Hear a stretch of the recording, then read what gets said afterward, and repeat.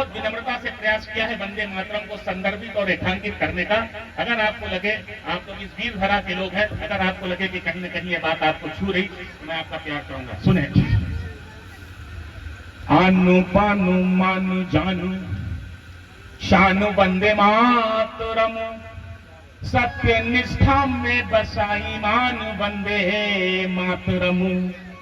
आनु पानु मानु जानू शानु वंदे मातरम, सत्य निष्ठा में पगा ईमान वंदे मातरम।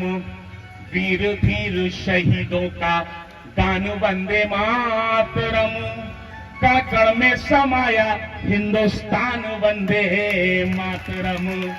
वीर धीर शहीदों का गान वंदे मातरम, कण कण में समाया हिंदुस्तान वंदे मातरम। तो तन मन धन सारा काम वंदे मातरम, सदियों के संघर्ष का है नाम वंदे मातरम। तो तन मन धन सारा काम वंदे मातरम, सदियों के संघर्ष का है नाम वंदे मातरम।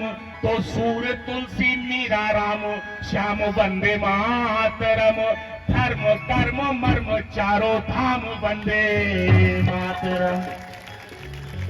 बहुत मन से सुन रहा हूं, बहुत बहुत आभारी हूं। और यह जो सारा प्रयास हो रहा, आदरणीय स्वामी जी, परमादरणीय स्वामी जी और आपके साथ सभी संत महंत जो है, व्यवस्था में जो लोग हैं, और गाजीपुर की महान जनता, इस कार्यक्रम को करवाने के लिए 4 पंक्तियां मैं 2-4 मुद्दा पिछले 15-20 सालों से हर जगह पढ़ रहा हूं। 4 पंक्तियां मैं आप लोगों के इस समर्पण को दे रहा हूं। कभी जिंदगी में निराश नहीं होना है। मुसीबत आती है, श्री राम जी और कृष्ण जी से ज्यादा मुसीबत और दिक्कत है क्या हमारे जिंदगी में? नहीं, उनका सवा हिस्सा भी नहीं है। तो ईश्वर से कभी सिर्फ ये मत मांगिए कि हमको सुख दो, वैभव दो, कहो कि हमको कष्ट दो, लेकिन प्रभु उससे पार करा दो, ये आपको मांगना चाहिए। तब मैं कहना चाहता हूं, यही जज्बा रहा तो मुश्किलों का हल भी निकलेगा। जिंदगी की पंक्तियां दे रहा हूं। यही जज्बा रहा तो मुश्किलों का हल भी निकलेगा। जमीन बंजर हुई तो क्या वहीं से जल भी निकलेगा। न हो मायूस न घबरा अंधेरों से मेरे साथी, इन्हीं रातों के दामन से सुनहरा कल भी निकलेगा। बहुत मन से सुन रहे हैं। आइए उस वो जो बिटिया पे 4 पंक्तियां फिर याद आ गई थी। वो चाहे लोग जितने फिर भी घर वीरान लगता है। इतनी श्री उपस्थिति देखकर के मन आनंदित है। वो चाहे लोग जितने फिर भी घर वीरान लगता है। वो चाहे लोग जितने फिर भी घर वीरान लगता है। जो एक बेटी न हो तो घर भी ये शमशान लगता है।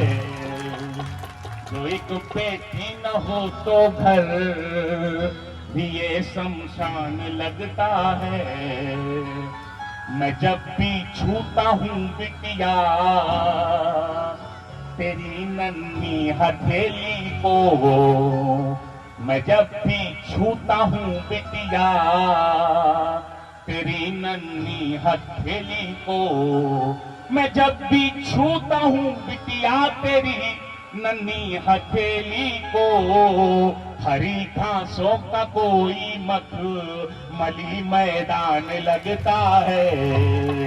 हरी घास। और यहाँ इतनी माताएं बहनें हैं, आपका घर में होना क्या मायने रखता है। मेरी 2 बड़ी बहनें हैं और मेरी 2 बिटिया भी हैं। पिताजी को दिवंगत श्री कैलाश गौतम जी को दिवंगत हुए 17 वर्ष हो गए, लेकिन एक बेटी का उसके घर में मायके में रहना और न रहने का क्या अर्थ होता सुनो।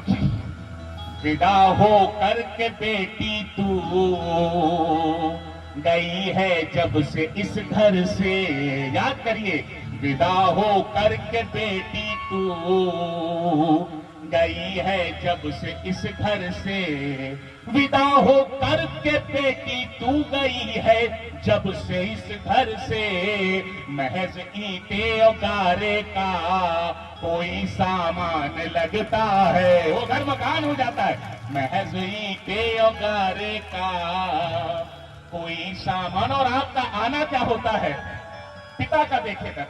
बहुत तकलीफ में था सुन कि बेटी घर चली आई, बहुत तकलीफ में था सुन कि बेटी घर चली आई, बहुत तकलीफ में था सुन के बेटी घर चली आई। हुआ मुश्किल था जीना अब मगर आसान लगता है, हुआ मुश्किल। और एक इशारा दे रहा हूं, इसमें दोषी हम सब हैं। मैं भ्रूण हत्या की ओर आना चाहता हूं। जिस देश को गौरी गौरी भवानी और सीता और काली दुर्गा के लिए पूजा जाता है, वहां पर भ्रूण हत्या एक कलंक है, एक पाप है। आखिरी पंक्तियां दे रहा हूं और आपसे सर्वाधिक आशीष मांगता हूं। इन्हें आने दो दुनिया में, तभी कहना ये गौतम तुम, इन्हें आने दो दुनिया में, तभी कहना ये गौतम तुम, इन्हें आने दो दुनिया में, तभी कहना ये गौतम तुम। गुलिस्ता अपना परियों का ये हिंदुस्तान लगता है।